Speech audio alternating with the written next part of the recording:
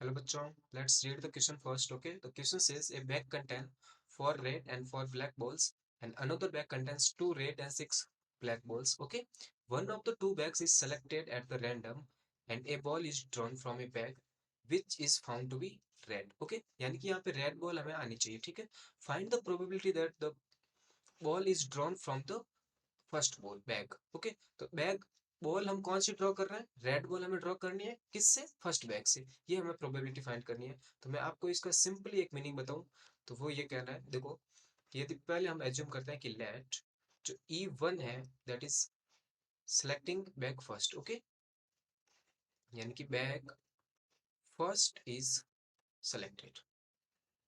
Okay, और E2 हम क्या रिप्रेजेंट करेगा? हमें E2 रिप्रेजेंट करेगा कि bag second is selected. Okay, और आर हमें रिप्रेजेंट करेगा कि हमें वो रेड बॉल है फाउंड होगी. Red ball found. ओके, चलिए अब हमारा सॉल्यूशन स्टार्ट करते हैं. तो हमने देखा कि हमारे पास टोटल बैग्स कितने हैं. ओके, तो total bags is equal to 2. So probability of selecting E1 bag is 1/2, क्योंकि E1 बैग तो हमारे पास एक ही है ना. और प्रोबेबिलिटी ऑफ E2 बैग हमारे पास क्या हो जाएगा? वो भी 1/2. ओके, नाउ देखो अब हम बात करते हैं कि जो E1 बैग है और एक हमारे पास E2 बैग है, उन पे क्या क्या है ना, कौन कौन सी बॉल्स है, कितनी कितनी है वो. तो हमने कहा इस पे के पास 4 रेड बॉल है और 4 ही ब्लैक बॉल है, और इसके पास 2 रेड बॉल और 6 है वो ब्लैक बॉल है. ठीक है, चलिए. तो अब मैंने यहाँ से क्या कहा, देखो कि यहाँ पे टोटल है वो मेरे पास 8 है और यहाँ से मेरे पास टोटल 8 है. तो अब यदि मैं रेड बॉल सेलेक्ट करूँ E1 बैग से तो उसकी प्रोबेबिलिटी क्या आएगी? Probability of selecting red ball from E1 bag is what? हमारे पास टोटल रेड बॉल्स कितनी है? 4. Okay, out of 8 that is 1/2. Okay, similarly हमने कहा कि जो प्रोबेबिलिटी आएगी रेड बॉल सेलेक्ट करने की कहाँ से? E2 बैग से, वो हमारे पास क्या आएगी? वहां पे 2 बॉल है टोटल रेड की और 8 हमारे पास टोटल है that is 1/4. Okay, and now we have to find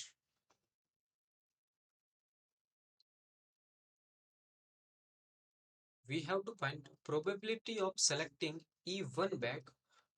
and E1 bag से हमें सेलेक्ट करना है और वो कौन सी बॉल आनी चाहिए हमारे पास? रेड कलर की. ओके, यानी कि the probability of selecting E1 bag given that R is already occurred, यानी कि red ball is already occurred. ये हमें पहले देखो कंडीशन में गिवन था कि वो रेड बॉल ही आनी चाहिए. ठीक है, तो इसके लिए हम क्या करते हैं? बायस थ्योरम यूज करेंगे. ठीक है, नाउ फ्रॉम बायस थ्योरम, एक minute, now from bias theorem we say that probability of E1 slash R is क्या हो जाएगी हमारे पास? देखो, या तो मैं क्या करूं, पहले मैंने बैग E1 सेलेक्ट किया, मल्टीप्लाई उस E1 बैग से मेरे पास क्या आ गई? रेड बॉल आ गई. यानी कि रेड बॉल सेलेक्ट कहां से की मैंने? E1 से, divided by probability of E1 into probability of R by E1. ये तो हमारे पास सेम ही रहेगा. प्लस अब हमारे पास देखो टोटल क्या केस बन रहा है रेड कलर के सेलेक्ट करने के. तो मैंने कहा कि मैं या तो बैग E2 सेलेक्ट कर लूं, मल्टीप्लाई उससे किससे कर दूंगा कि आर बॉल जो रेड बॉल आई है वो मेरे पास कहाँ से आई है? E2 बैग से. ठीक है, चलिए अब यहाँ पे फॉर्मूले में जब हम पुट करेंगे वैल्यूज तो E1 R इज देखो 1/2 multiply 1/2. Probability of E1 is 1/2 and probability of R from E1 that is 1/2 also. Okay, divided by 1/2 multiply 1/2 plus 1/2 multiply. Okay, next one is the 1/4 यानी कि selecting R from E2 is 1/4. Okay, so 1/4.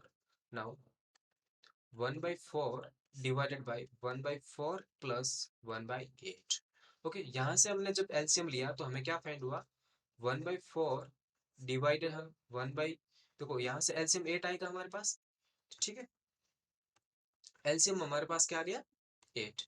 Okay, तो 4 2 8 यानी कि 2 + 1 that is 1/4 divide by 3/8। तो यहाँ से हमने कह दिया ये क्या आ जाएगा हमारे पास 1/4 मल्टीप्लाई 8/3 दैट इज 2/3।